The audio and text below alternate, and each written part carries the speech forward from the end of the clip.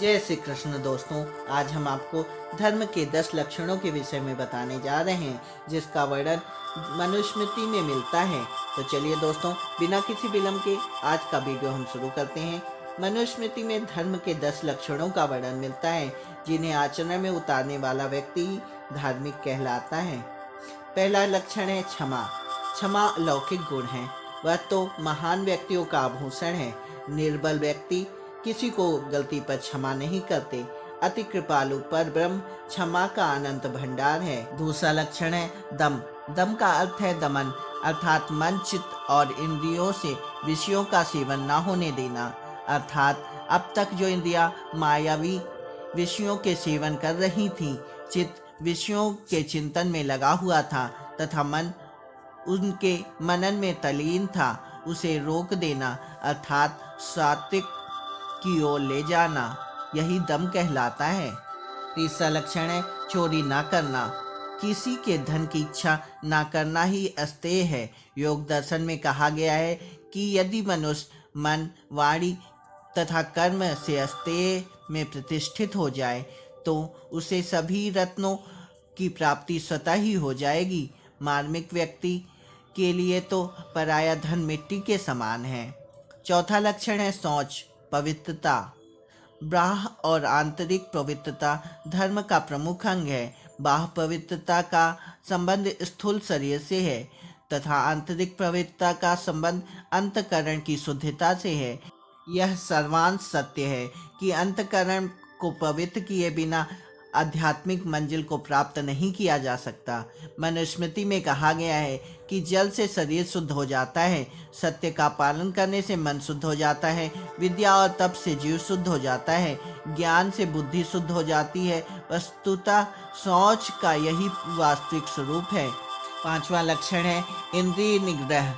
विषयों में फंसी हुई इंद्रियों को विवेक पूर्वक रोकना ही इंद्रिय निग्रह है। इन इंद्रियों के द्वारा कितना ही मायावी सुखों का उपभोग क्यों न किया जाए, मन शांत नहीं होता, बल्कि तृष्णा पल पल बढ़ती जाती है। इसके लिए हठपूर्वक दमन का मार्ग नहीं अपनाना चाहिए, बल्कि शुद्ध आहार विहार एवं ध्यान साधना द्वारा मन बुद्धि को सात्विक बनाकर ही इंद्रियों के विषयों से दूर रखा जा सकता है। छठवां लक्षण है बुद्धि। बुद्धि के द्वारा ही ज्ञान ग्रहण किया जाता है। बुद्धिहीन व्यक्ति जब स्वाध्याय और सत्संग का लाभ नहीं ले सकता तो ऐसी स्थिति में आध्यात्मिक उन्नति की कल्पना व्यर्थ है। वस्तुतः शुद्ध बुद्धि को धारण करना ही धार्मिकता का लक्षण है। शुद्ध बुद्धि के लिए पूर्ण सात्विक आहार, ध्यान और शुद्ध ज्ञान की आवश्यकता होती है। समाधि की अवस्था में जब प्रज्ञा की प्राप्ति होती है, उसके द्वारा ब्रह्म साक्षात्कार का मार्ग सरल हो जाता है। बुद्धि के शुद्ध होने पर चित्त तथा मन भी शुद्ध हो जाते हैं, जिससे किसी भी प्रकार के मनोविकार के प्रकट होने की संभावना नहीं रहती। सातवां लक्षण है विद्या। विद्या दो प्रकार की होती है, परा और अपरा। परा विद्या से उस अविनाशी ब्रह्म को जाना जाता है, जबकि अपरा विद्या से लौकिक सुखों की प्राप्ति होती है। मानव जीवन को सुखी बनाने के लिए दोनों विद्याओं की अपनी अपनी उपयोगिता है। ब्रह्मवाणी से ही परम ब्रह्म के यथार्थ स्वरूप व आत्म तत्व को जाना जाता है तथा प्रेम लक्षण भक्ति के द्वारा साक्षात्कार किया जाता है। आठवां लक्षण है सत्य। सत्य ही ब्रह्म है, सत्य ही जीवन है, सत्य ही धर्म है और सत्य ही धर्म का आधार है।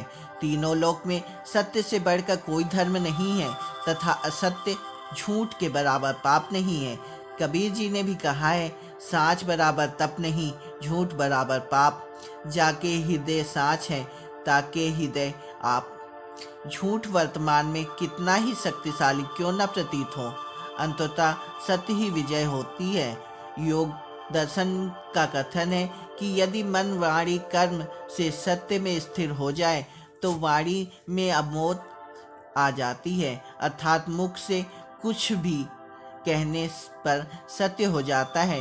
सत्य का पालन ही मोक्ष मार्ग का विस्तार करने वाला है। नौवां लक्षण है अक्रोध।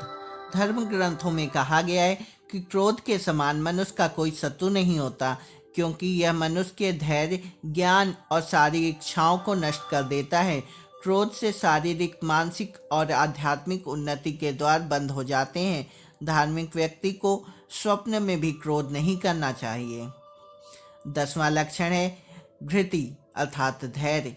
सुख और दुख का चक्र दिन रात्रि की भांति बदलता रहता है। एक समान व्यक्ति जहाँ सुख में उन्मत्त हो जाता है और दुख में अधीर हो जाता है, वहीं धर्म के स्वरूप में स्थिर व्यक्ति दोनों ही स्थितियों में सम अवस्था में रहता है।